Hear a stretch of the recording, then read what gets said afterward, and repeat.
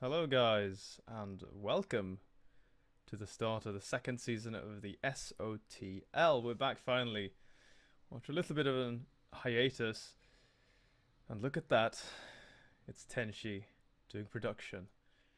Who thought that would happen? That's not very exciting, to be honest, but I do have something exciting Probably to. most people that read Team Liquid, Tenchi. It doesn't say I was going to do production. Anyway, the actually exciting news is that we have someone brand new on the team who's working with us for this second season. It's none other than my good friend Stormless. And I'm going to let you actually go ahead and introduce yourself and talk a little bit about who you are and what you do and where you come from, because I can't do you justice. I'm glad you're not saying it actually, because I know how you would say it. But yeah, of course, yeah. You guys, some of you may know me as Stormers. I come from a game called Company of Heroes 2, for which I am one of the prime casters for that game. And stepping out of my zone, as it were, coming into StarCraft under the wing of Tenchi here, and absolutely loving it so far. We've done a little bit of casting before, which has been fantastic. And yeah, it's great to get stuck in again. Yeah, I did.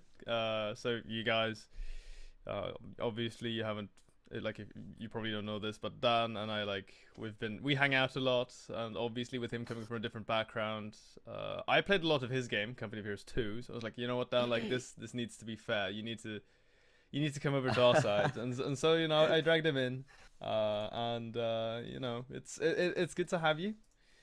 I'm glad that you're with us for this one. It makes things a lot more exciting for me as well, because if there's one thing that I really love, it's of course dragging people into StarCraft. My favorite game, one of my favorite games out there. You've made it very fun. I have to say that. I'm I hope glad. I hope I made Company Heroes as fun for you as you've made StarCraft for me. That's probably not true because I beat your ass, however many times it was. The scoreline is Yet 7-1. we're yet to That's do the reverse of that. So. that's the scoreline, 7-1. You're 7 games up on me in Company of Heroes. Now, mind you, it only took me like two weeks to hit like top 100 with 3 factions. After we were talking about like, oh, maybe I'll hit top 100 after a couple of months of hard grinding.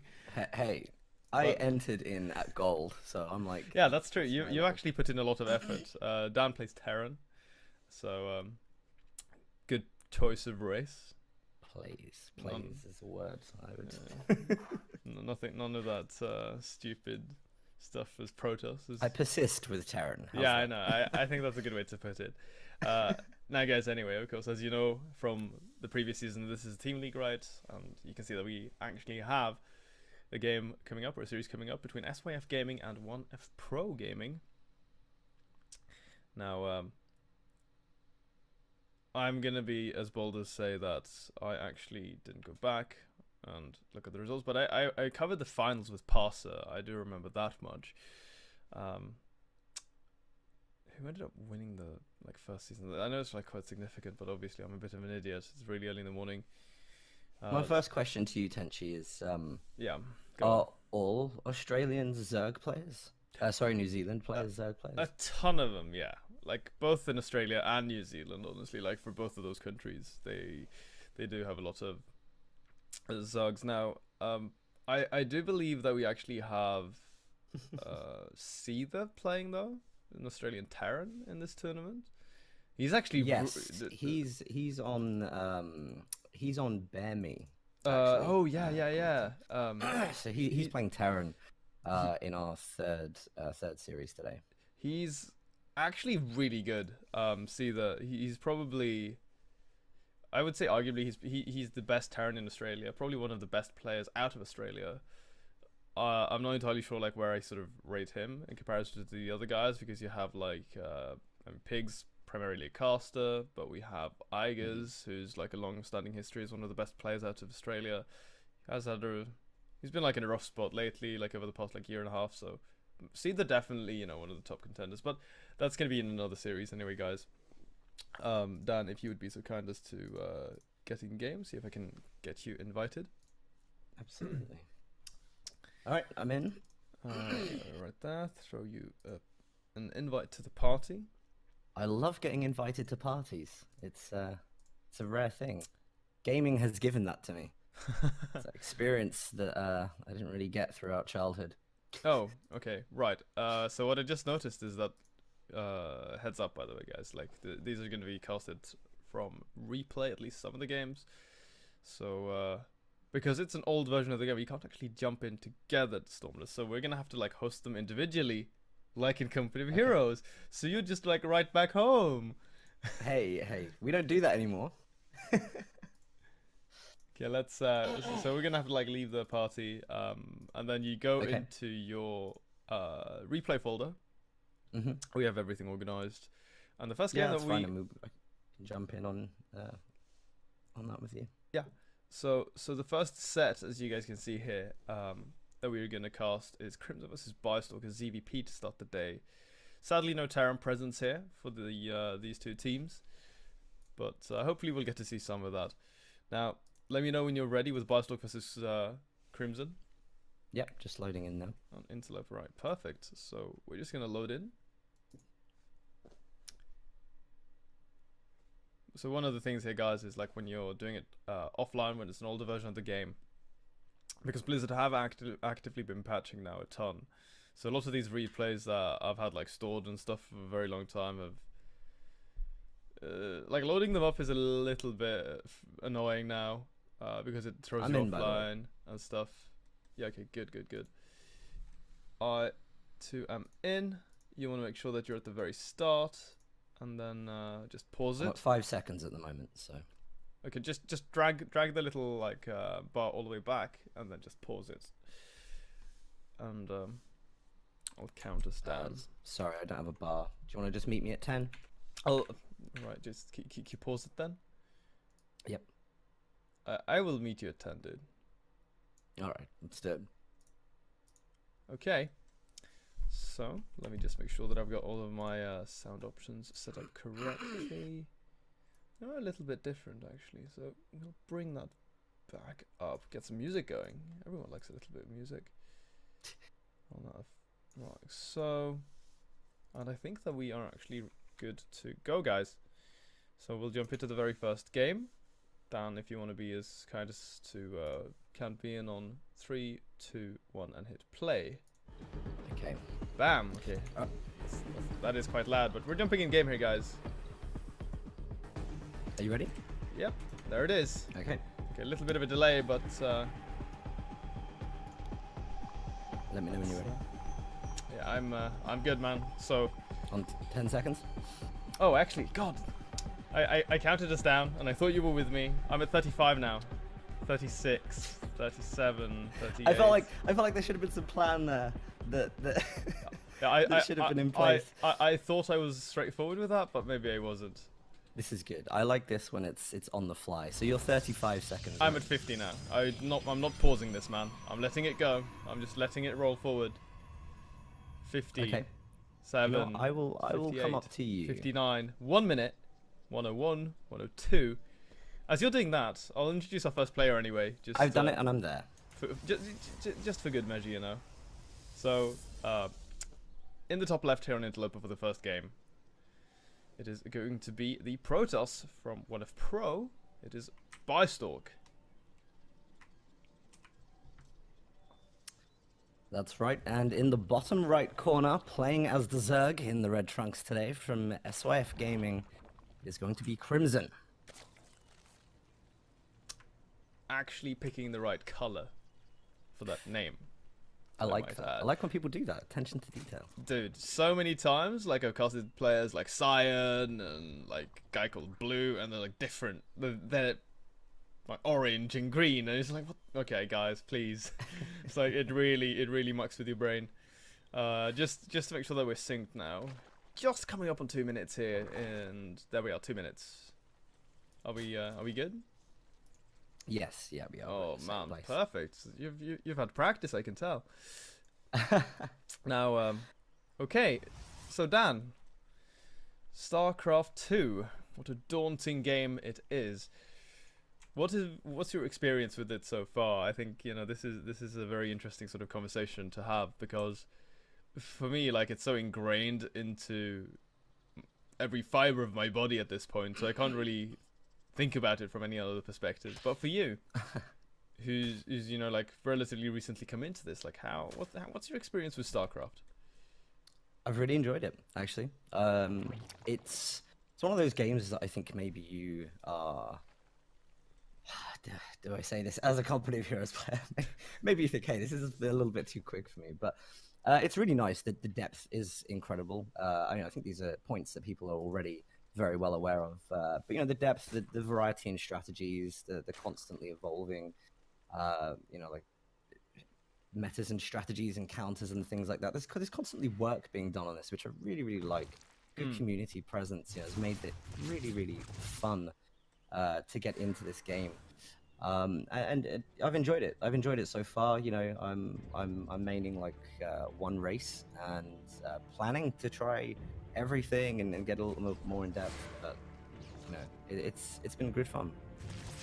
Well, I'm glad to hear it, Dan. A little bit of action starting now. We have these two adepts from Biostalk making their way in towards the main mineral line here of Crimson, and they're starting to do a little bit of damage. Gonna kill a total of 3 drones here, which is a very good start. The main thing is going to be this Oracle now coming in. Your favorite unit, Stormless. Proxy. Oh, I hate these things. Up towards the top right. Good to see someone using it to good effect here. Look at the amount of drones going down here at the moment. Queen's trying to get on top of that, but the Oracle's doing very, very good micro there, just to try and maneuver around them. Picking up, how many drones was that? 5 drones? 5 or 6 kills. We can check that. 9 in total have fallen. So yeah, 6 kills on that Oracle, plus the 3 from the adepts. Leaving Crimson only 32 workers here, which is not great for Zerg. Obviously, Zerg, they really want to power up and have a lot of drones as quickly as possible. Not going to be the case here for Crimson. So a bit of a rough start, most certainly. This proxy Stargate, you can see it here, still to the top. It's active. Still not found yet. It looks like both of them are being interesting here, because we do see the Overlord had just morphed there. Now acting as a carrier, it looks like the Lings are going to be able to get into the Protoss base and start dealing some damage to the Probes. But it's a nice pickup from the Phoenix, who's going to be trying to get the supply cap down. Yeah, using that Phoenix to hunt some Overlords, it's very annoying for Zerg to always have to bring back your Overlords. Now the Lings coming towards the main base. They're starting to work away at this probe mineral line. There's the pull finally from Biostalk, reacting very slowly. Is going to lose a considerable amount of workers, and not a single Ling has actually died. So Crimson does have the option here to actually pull these guys back into the Overlord, but he's just going to right click on this pylon, gun that down, I guess, and one more hit, one more hit. Okay. That timing. Oh, cheated. Yeah, truly. Dropper Lord gets pushed away here by this Phoenix as he shows up, so the Lings can't drop into the main for the remainder of this little engagement. I have to say, I really liked that. I thought you saw him with the Lings trying to get into the Protoss expansion, and they couldn't do it. Do you know what I mean? So he just straight away with the Overlord morphed it into something that was able to carry them over. It was a really nice counter. But Crimson's actually holding everything that Protoss throws very, very well, and is now on top of another Protoss expansion. Yeah, if he can knock down this third if he gets base. His Nexus down, yeah. Oh, it's so low, Danny, and there's the cancel. So at least he gets a little bit of the resources back. He gets 75% resources on a cancel in this game. But still, the most important thing here is the time. Overlord comes back over, has 3 queens in him, and this is going to give some anti-air and a little bit of staying power additionally here for the Zerg. You can see it can start gunning it down. This mothership core has to be so careful. More Lings streaming across the map to further reinforce this attack. Photon Overcharge does go down in the natural expansion, but I mean, with the queens here, this is actually going to be a little bit annoying here for Biostalk to deal with. He's banking a lot of money to Oracles show up, but the queens here, with all this energy, can just transfuse, guns down the mothership core as well. This is actually turning out to be a relatively successful attack here from Crimson. You know, I don't think I've ever seen such an effective Zerg early game, if I'm totally honest, yet in my experience. So I love the fact that the queens are up there, dealing with the mothership core, dealing with the phoenixes. Beautiful. Like, he's all over the place at the moment. Yeah, this is so going back about a year or so, a little bit more. There's a very famous player, one of the best Koreans in the world. His name is Dark. and he popularized this kind of build, a queen drop versus Protoss. He even does it versus Terran sometimes. It's ridiculous, right? And like, imagine when you have never seen something like that before in your life, and it shows up on your doorstep. You know, that definitely has to like blow your mind. So you as a player get tested, don't you? Oh yeah, oh yes, that's like we like to say, Stormless. Oh yes. Okay, the dropping Overlord does get pushed back or taken out, forces the Queens to unload. So these guys are gonna end up falling. Army here from Bystalk, you know, at the end of the day, still some decent firepower. Now, kind of curious to see what Zerg is doing. Getting +1 melee upgrades, which, you know, is very good for the Lings. Scales very, very well with them. Has the lair. It looks like we're seeing a kind of economic boost from Zerg. I mean, they got the 3rd base advantage quite early, which is very good for them, obviously. But they're lacking the army power compared to Protoss right now, so it might present a good window for Protoss to go in. We're seeing right now that the Adepts are starting to make their way in to try and attack the drones. We've got a Shade going into the next to the main hatchery, where hopefully they're just going to be able to switch and deal more damage, but the Queens might be able to prevent this a little bit. Adepts coming from the other side as well. I don't think 2 Queens are going to be able to handle this. It looks like we may lose a lot of drones to this engagement. Oh yeah, I think you're absolutely right there, dude. This War Prism in the main base completely slipping by unnoticed, and yeah, it's just going to be way too much. GG gets called here, guys. And Bystalk claims victory in this first series. That was a good... do you know what? Like, that was a very good game. I think Bystalk, he just picked the perfect moment to go and attack then. He held that off from Zerg so well, but economy over army is the result. It's true, man. That was quite brutal, actually.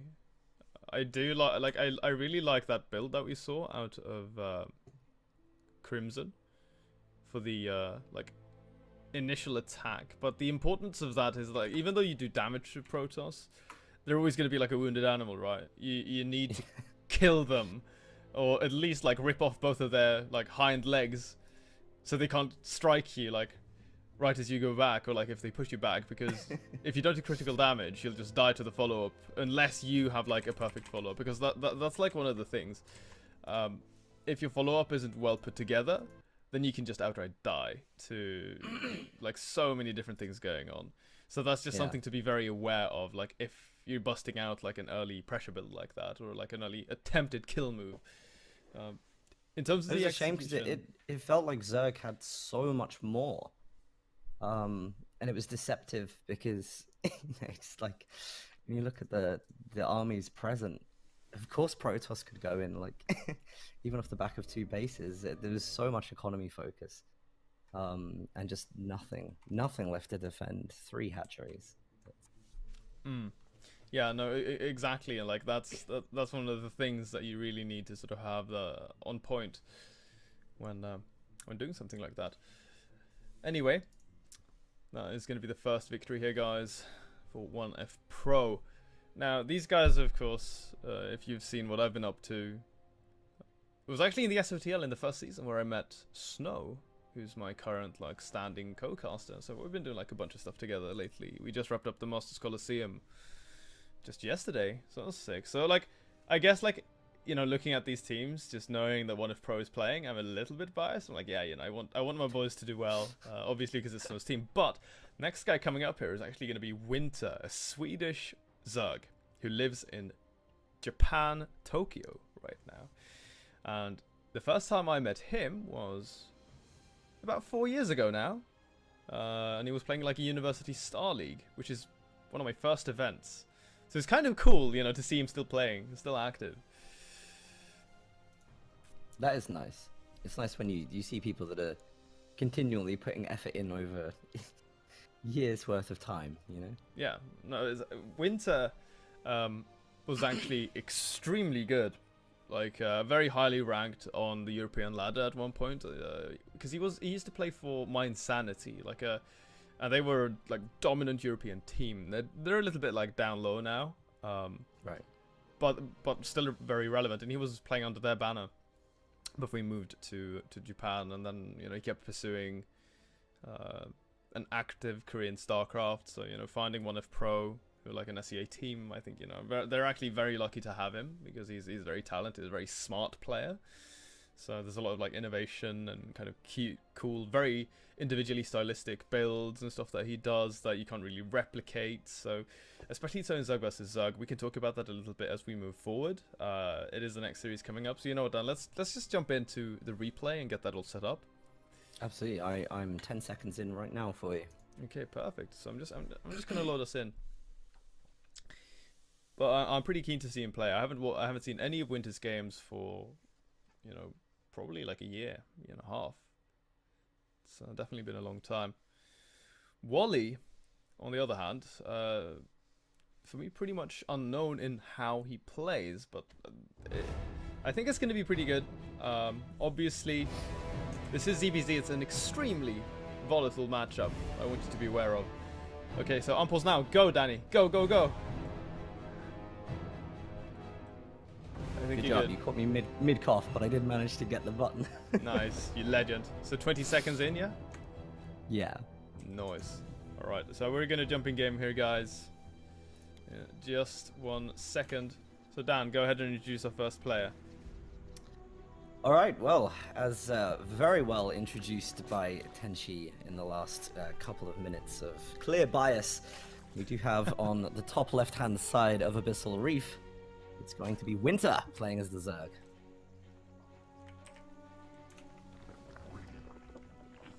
Aye, sir. Of course, he's a representative of 1F Pro, and his opponent down in the bottom right, in the green, playing for SYF Gaming.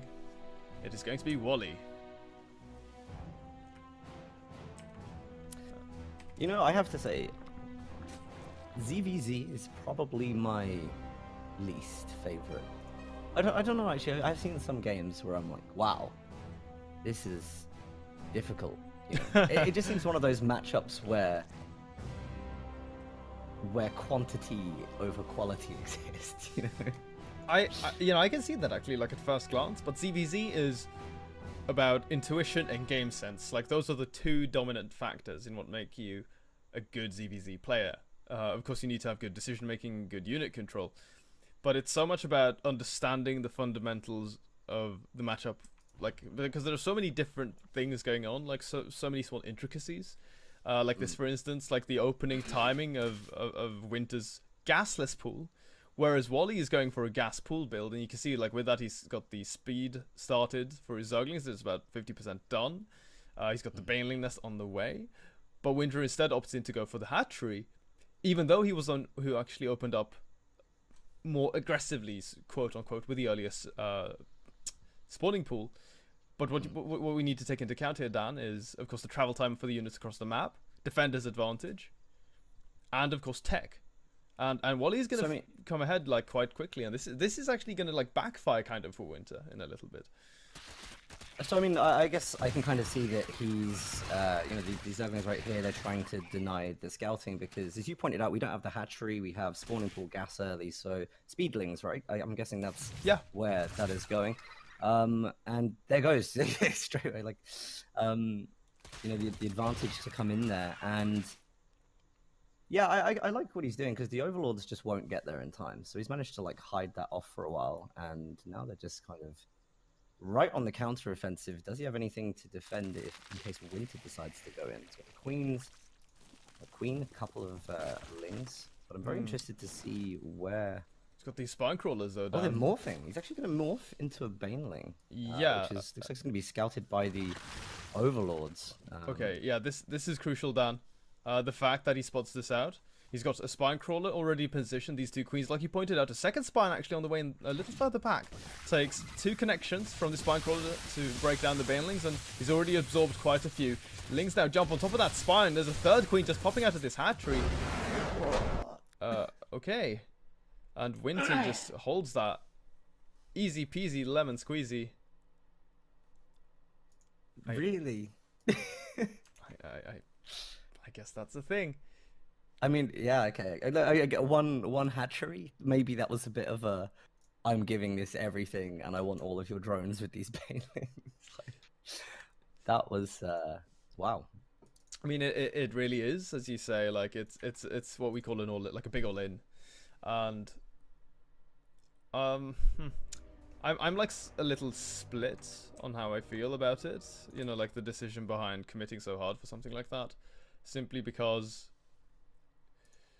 it's very fragile in the sense of that, like, if your opponent reads you correctly and then has the experience so that they know how to deal with these sort of things, you know, then it's really hard to break them. Does that make sense?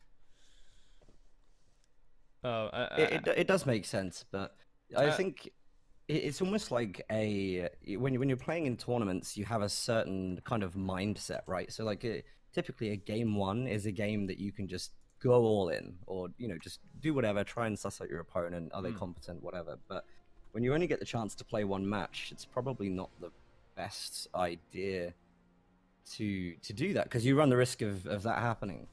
So yeah. perhaps just an error in judgment of how and when to do something like that. Um, Yeah, that's for me. What sort of stands out there is, of course, like Winter comes in, you know, and he sees that, hey, you don't have a hatchery, right?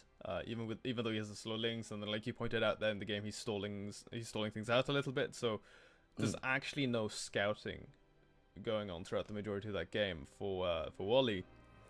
So he has no clue what Winter's reacting with. So he's going in blind, like really, really hard, because the moment he commits, he's got units halfway across the map. He's already made the banelings. You can't really go back on that. You can't bring them back home.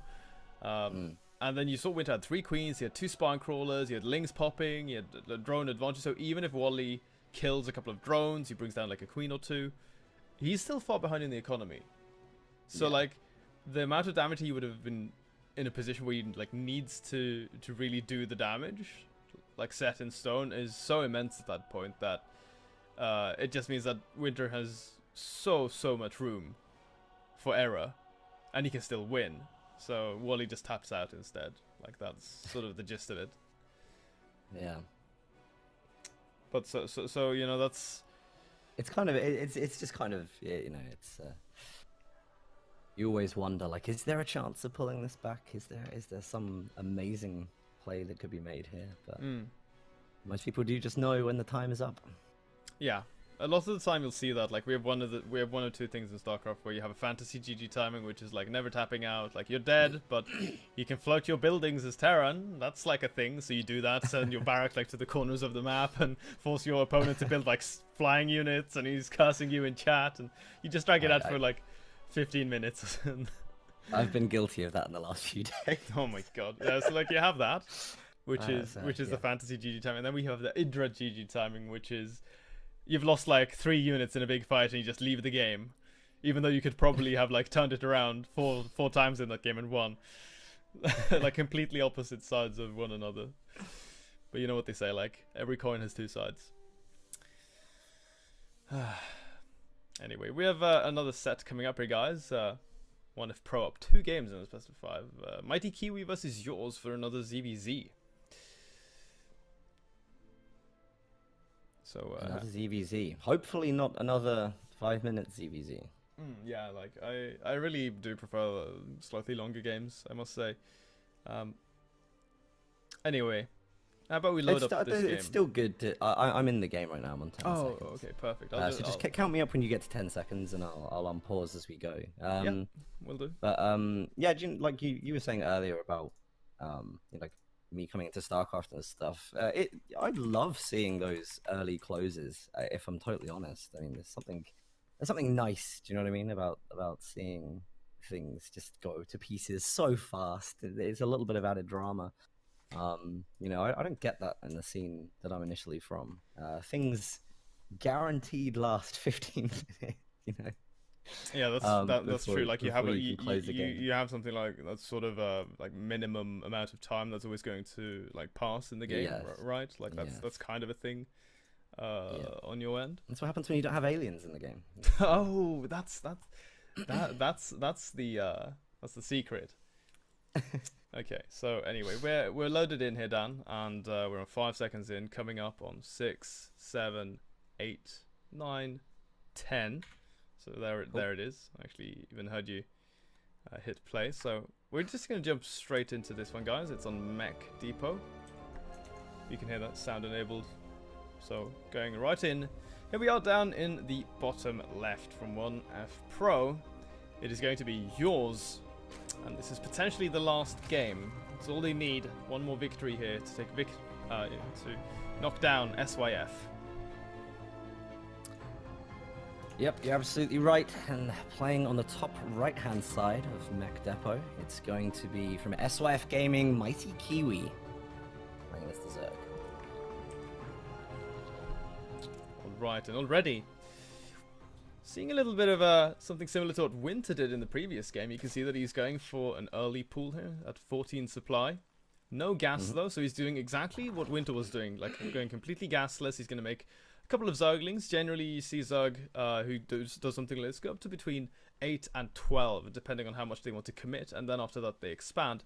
Now he's only going to go up to a total of 6, actually, or where he squeezes in the additional 2 after he throws down the hatchery. So he's going to be very economical about this, going for this kind of attack. Again, we saw like it played out in the previous game there on Abyssal Reef.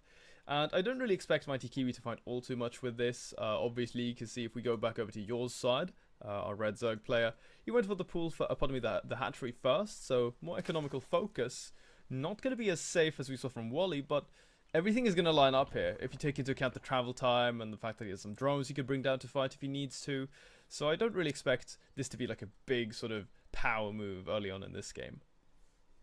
No, I mean, he's also seen it coming as well, so he should be able to get some kind of preparations up for that. Ling's just getting the hatchery as it finishes, so actually doing a lot of damage.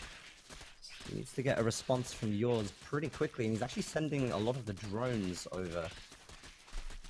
Yeah, and this is a very typical thing. Like, this is a good way to respond, because the drones, you don't really want to fight with them, right? But you can see that they're kind of forcing the Lings to move away from hitting the hatchery, and this is where you want to buy enough time for your own Zerglings to hit the field, and he's also buying time for the Queen. Now, he needs to be careful to not actually overextend, but also not underestimate this, so it's all about balancing this out, and these Lings actually, like you say, doing a ton of damage. There's so many here now, and he's really committing heavily into this. Yeah, this is a pretty good defense, to be honest. I'm pretty impressed with how he's managing to keep the hatchery going. Queen just pops, and that's going to be able to defend against the Lings, trying to take that hatchery down. Queen and another couple of Lings just going to finish that off there. So this is a really good defense, actually, from yours. Who has still, you know, the kind of backing to get his economy up and going. He's a little bit behind at the moment on the drone count. Yeah, like, that's the issue for me here, right? He loses 5 workers on the defense, which of course is nice that he stays alive, but consider this, Dan. He invests into a spine crawler, which means -1 drone plus 100 minerals for the in total cost there, and then the drones that were killed in action. So ends up sort of being pretty decent, I'd say, for Mighty Kiwi. Like, he pulls ahead in the worker count. You can see that he's getting a spine crawler of his own. He's got a couple of queens in position. So we're sort of in a similar scenario now, except that we are kind of heading into the early mid game here. It's interesting though, because like what we saw there in the previous game on Abyssal between Winter and Wally, this is kind of the next step of what that game could have, you know, panned out to become. Yeah, I can see a lot of similarities, both offensively and defensively in this game. We don't have either player really reaching out for the third. It looks like yours was trying to scout for a third base. I think he's probably expecting that maybe after that first assault, then there could be an economic drive from Mighty Kiwi. But he isn't doing that. It looks like he's quite comfortable on the 2 hatcheries at the moment. Yeah. And I'm sure you'll be able to tell me what that suggests the build is going to be. But yours just trying to get stable economy back up on the go at the moment. We've only got 1 gas from him. And a hell of a lot more from Kiwi, actually. We have 3 up. Okay, so a few variations right now here. You can see that yours, because he started the earlier gas mining, he did have a little bit banked up. He gets the much faster +1 attack upgrade for his roaches. Roach run is on the way. Third base is also coming down for either side. But what this is going to do here, it means that There's definitely potential here for yours to hit a very powerful timing, especially so because he has the lair already done. He can start roach speed, Glial Reconstitution, and that would, yeah, this could strike a disgustingly powerful timing. Now, his third base is going to come under fire, so he will have to cancel this hatchery. So, you know, very nice for Mighty Kiwi to actually deny that. He's going to need everything that he can grab at this point in order to, you know, make sure that he stays afloat in this one. Because, like I said, yours could hit such a powerful timing, which could just end up killing Mighty Kiwi if he's not ready for this. It seems very delicate. It is, Dan. Like, I think it can be a little bit deceiving. Like, you might not think it is, but things just by a very, very thin line. You know, how things can just turn over very quickly. Yeah, it's one of those things. I mean, the Zerg is always this matchup. I just watch the economy constantly. Do you know what I mean?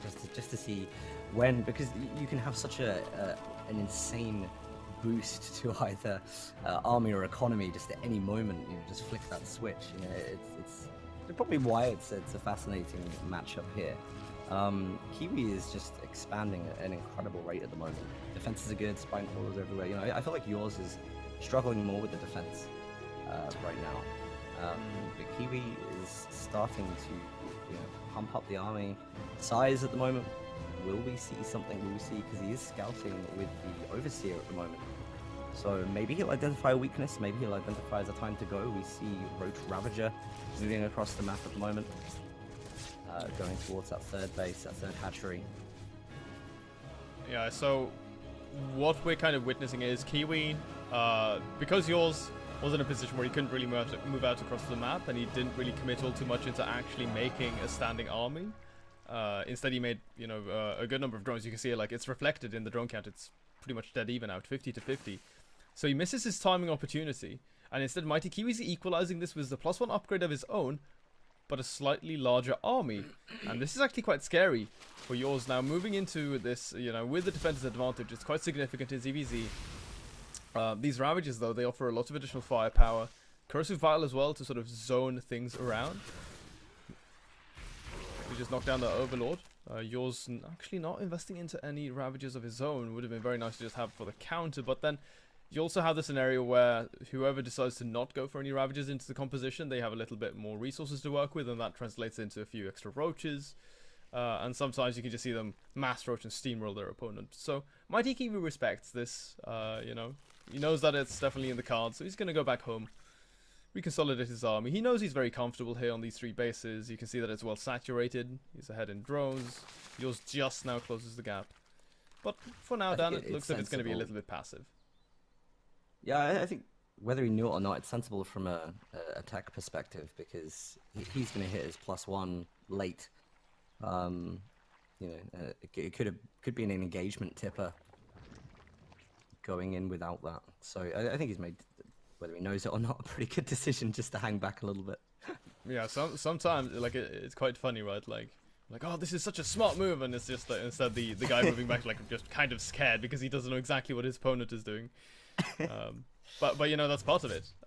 Part of the decision making there to sort of respect the authority of that. You know, there are a certain number of things that can kill me, like that X factor, the unknown, is it's very important. Changeling comes into the main here from Kiwi. Scouts around, sees nothing significant. Yours is going for a 4th base, and seeing the same thing out of Mighty Kiwi. Both of these guys are, like, you know, very, very passive. Now, the switch up here is that yours is going for the tunneling claws upgrade and burrow, so you can start harassing with these roaches, and this is something that I love seeing. One of my favorite upgrades in the game. Gives these roaches so much extra utility, and they're just such a pain to deal with. Now, coming forward, you can see this is right in the vision of Mighty Kiwi. He's brought his entire army over to face this. And yours is just going to bag off there. Borrowing a couple of roaches. I do believe Mighty Kiwi did actually you know, spot that out because it's on his creep. Both of them need to be so careful now.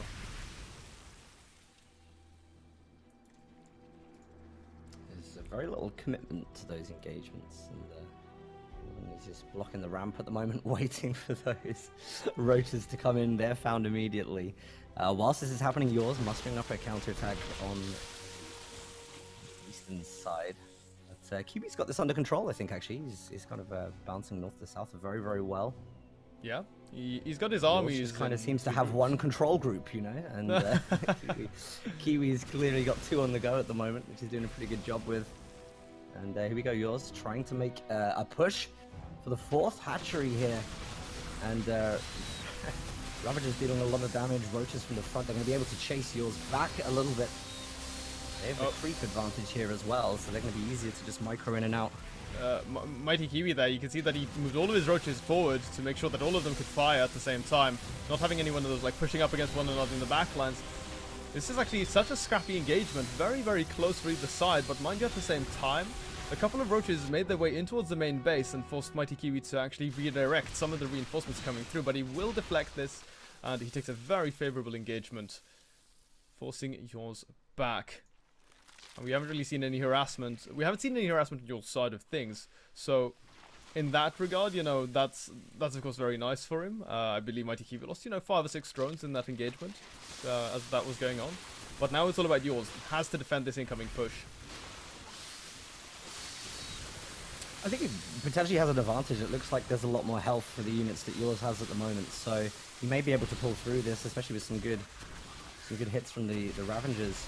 But yeah, I mean, this is still looking at the army at the moment. It's actually climbing. It's actually yours is bringing it back a little bit, I would say, there.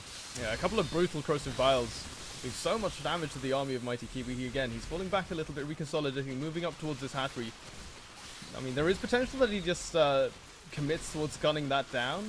He's leaving a few units to keep attacking it, and it does leave him a little bit weaker in the frontal engagement here, but he does have a favorable concave. Dancing his units forward, fighting on the ramp here. His units are very, very clumped, but he still just tanks these corrosive vials. And it looks as if with the strength of the reinforcements coming through, yours might be able to stabilize. More drones do fall. This hatchery is so, so low. Okay, there it is. Smart for Mighty Kiwi to click on that one, make sure that he kills it off. So at least, you know, he makes sure to guarantee that he's going to be 1 base ahead of his opponent after this engagement. Yeah, well, we definitely see... I mean, just looking at drone count, army count right now, even up to resources, like that engagement, I think was so important for yours, because regardless of the fact he's a base down, he's kind of equalized it for a little while. There's nothing like having that little bit of time on your hands, and now he's got roaches that are going into the 4th hatchery. He should be able to take down some drones here after he deals with the queen. Oh yeah, this is nice. And again, like all little plays like this that are going to make a huge difference as the game goes on, as he's trying to match out his economy with that of his opponent. Wait. I think he played that very well.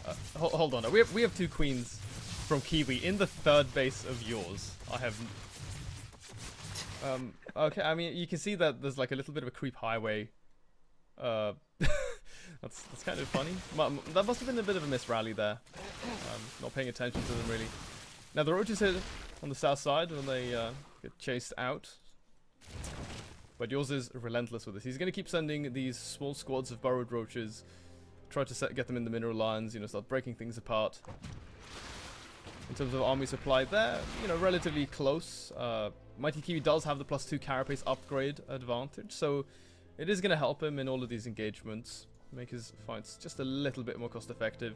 And he's also going to be the first one to take the tech a little bit further in this game. You can see a couple of investors there in the production tab down. And these guys with fungal growth to lock things down, couple that with corrosive bile, can become very, very powerful. Yeah, this is... I'm interested. I'm also interested in the decision for yours to be as aggressive as he is right now. Maybe he sees this as a good time to try and get a counterattack, but his economy is just constantly increasing the army. But nice corrosive bile there. 500 strikes hit. This army is going down incredibly fast. They're going to get chased down by Kiwi. Oh man, but there you can see the fungal growth landing, but not connecting too many of those corrosives actually. Thought that was going to be a little bit stronger than it was. But Kiwi will push him back yet again. A couple of these corrosive vials do get dropped defensively as he's trying to cover his retreat. The roaches just go straight through it. They don't give a damn. And he's now finally going to decide to back off as these roaches starting to do some significant damage in the main base. Let's see how many drones he's actually killed in this. 13 in total, so no really, you know, very significant losses for the drone count for either side. 13 and 15 is still, you know, like negligible at this stage.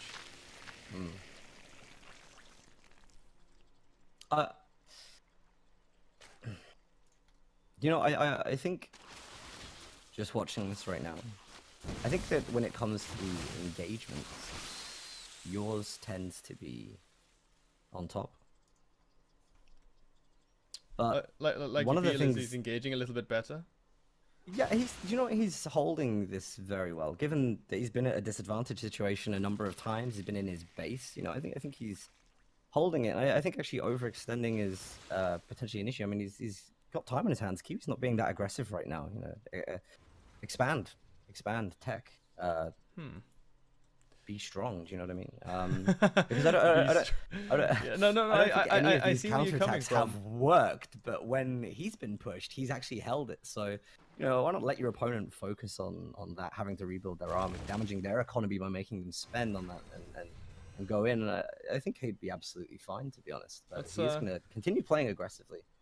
You know, yeah, you know, I can kind of get behind that actually, like in the mentality of things. But he's not going to listen, of course, man. He's again just going to keep posturing on his opponent's creep. Listen to me. He's got 4 roaches positioned here as well, ready to strike this 4th base down to the right side. But Mighty Kiwi has actually been very good at this. He's been very attentive. He's got multiple overseers in position, so he can, you know, move them around. A ton of Ravagers here, though, for yours. So he's got so many Corrosive Vials.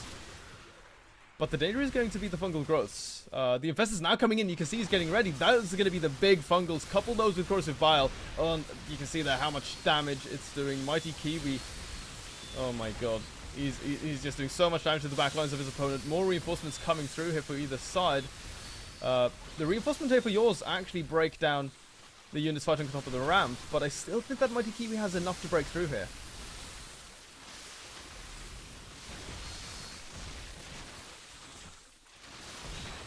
No. Look at the supply down. I'm watching it. They're still not too far behind, but again, as yours is the one attacking, Kiwi keeps just, you know, finding slight advantages like this.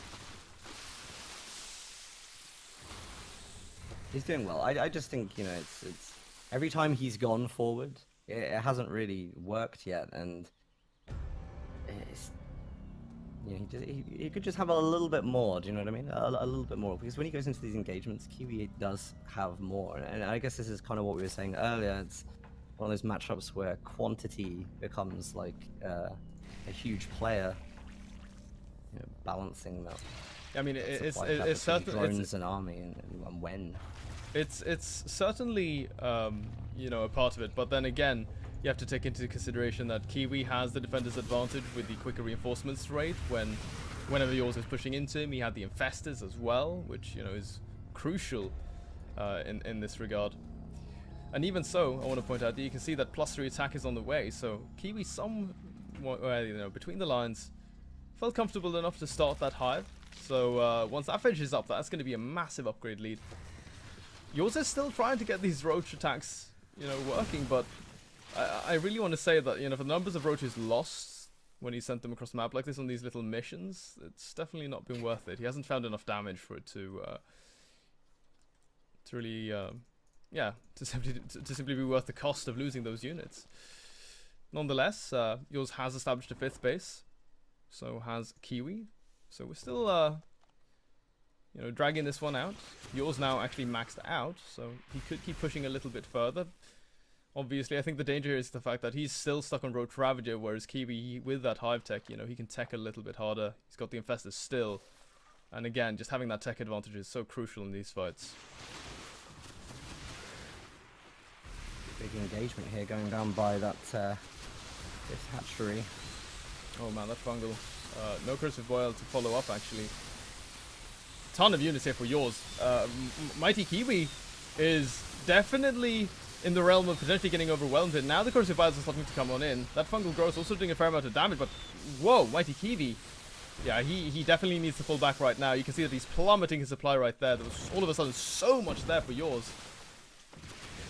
He's going to give chase now. Finally, Mighty Kiwi moves forward for like the first time in this game. Pardon me, that's actually going to be the second time, but he does get pushed back onto his own creep. Needs to reconsolidate his army. Well, this could be a great push on the hatchery there. Could do that with a lot of drones. Instead, he's going to go for the army and just constantly bouncing around. Maybe he's going to try and get some of the drones out of there, but it looks like the hatchery will go down. Which is a nice pickup, I think, actually. If you can keep working these hatcheries, hasn't got much army to play up against at the moment. Nearly double the army size of what Kiwi currently has. So looks like a great position to push. A lot of the drones should go down here if he decides to attack those. There it's we going are. to be GG. Yeah, hatchery falls. And with the big surround coming in as well. There it is. Yours picks up the game. And secures victory for his team. No, it's I feel as if he was on the back foot for a lot of that game, to be honest. Well played by him. Gonna throw Absolutely, yeah. I think again, it just showed like strength in defense. There were a couple of moments where Kiwi looked like he was going to just steamroll the base, and quite frankly was just stunted doing it. So either that engagement, just even a minute previous, could have resulted in the hatchery going down for, and the hatchery going down. Yeah, that engagement, that sort of walked up close towards the natural of yours was definitely a little bit dicey. It could have been very, very close. But because he had enough reinforcements coming through, even though he lost that fourth base, I as much as I was, I really like Bar Roaches and stuff, but I was kind of critical of him continuously sending them through. But the one thing they were kind of doing was, like, they're buying time. And even so, just looking at the mindset of Mighty Kiwi, I feel he was sort of in that state where he was a little bit passive, probably could have pushed a little bit harder, and then turned into a numbers game eventually, which I find to be quite interesting, really, because, we had the upgrade advantage and the tech advantage in the hands of Mighty Kiwi. I really feel that was his game to lose. Nonetheless, 3-0 in total here for 1F Pro. So they will claim a victory in this one. No ace match, Dan. And that is our first series concluded for the second season of the SOTL. Yeah, it's a strong win from 1F Pro Gaming. It's a strong opening. Yeah, nice way to just start the day, with a quick win like this. 3-0. Let me just restart my game. I have to keep because I did some casting on like one of the other servers, so it keeps like throwing me back into that one. So I always have to restart my game like every single time I do this. It's a little bit annoying, which is why I'm a little bit slow, like jumping back in. At all. Whilst you're doing that, of course, for everybody who's currently here at the moment, and thank you very much for coming by and watching the opening of the group playoffs. Just obviously want to do a little shout out to the sponsor for this, which is Dank Shrine, podcasting for StarCraft 2, which you guys can check out. I will pop a link in the chat for you at the moment. Oh yeah. So yeah, go and check them out. They've been a very nice sponsor to this event to make this happen. And I know the SSAC are very appreciative of their contribution. Yeah, no, Dank Shrine is super sick, man. Dank Toast, the host of Dank Shrine, really fun guy. I've been on the show. We played a little bit of like PUBG and stuff together. You should definitely check him out. So, let's see. Next on the agenda, guys, we do have, of course, another series coming your way. Let me just quickly take a look. It is going to be Ape Gaming versus Vicious Killers for another best of 5 here in the SOTL Season 2. So we're going to throw over to a quick break, and then when we come back, we're going to have that best of 5 on our hands, guys. So